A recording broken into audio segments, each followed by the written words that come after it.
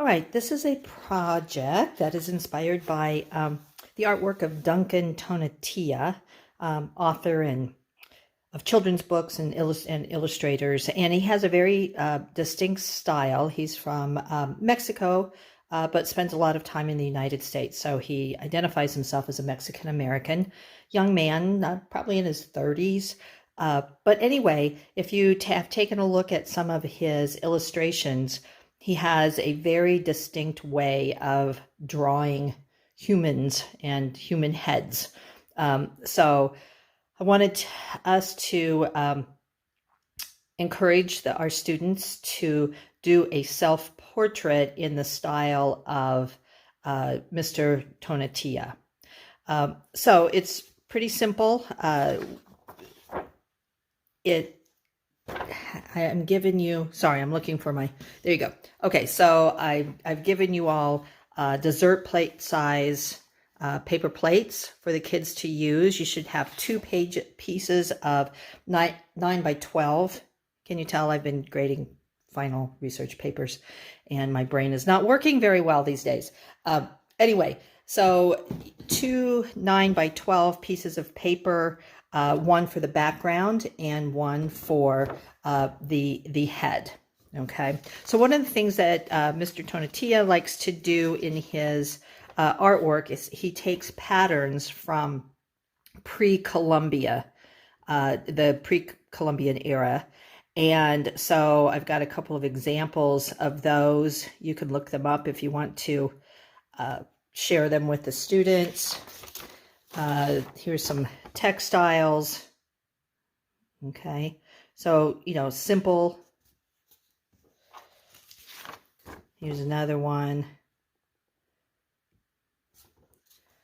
Okay, and actually, let's see, I've got, and zigzag. So we're going to use the zigzag. On Saturday, I taught this lesson and had all these examples and put together my own background. And the children really got into doing the patterns of on the background. And then when it came time to glue their self-portrait on top of it, they didn't want to do that. So a workaround on that is we are just going to use the zigzag pattern. Okay, I think it'll go faster too, so that we have enough time. So we're going to start off with the background, and I believe I have some, oh, I don't know, it doesn't make any difference. We're going to do a background. It will be portrait, but we will do the background, the zigzag horizontally. So they can use their crayons. We're going with just dry media this week. And they can use different colors. And then just encourage them to go all the way from one side to another. And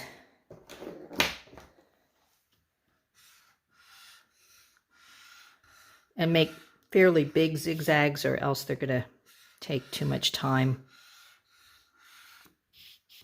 And have them go all the way down to the bottom. Okay, so when they're done with that, they can set that off to the side and get out the second piece of 9 by 12.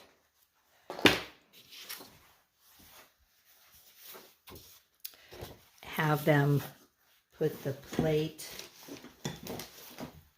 on top of the paper, kind of center it on the paper, and then draw with the pencil around, and then lift the plate. And then you can see my all of his portraits are of profile, so you can explain what a profile is and how this circle is the basis of the portrait that they can add on. So I started with drawing the nose. This is sort of a quintessential Tonutiah kind of nose and lips. And then we went up here and did the eye. I put glasses on because this is supposed to be my portrait. And then you can talk to them about how they can recreate their own hairstyle. Now, one of the things that is a constant in his work is he draws ears this way. And you might want to point out to them that that is very reminiscent of some of the patterns that you find in pre-Columbian art, such as that. Sort of like a, I described it on Saturday as it's a 3 with spirals at the end. I did find on Saturday that they wanted to make a very small ear.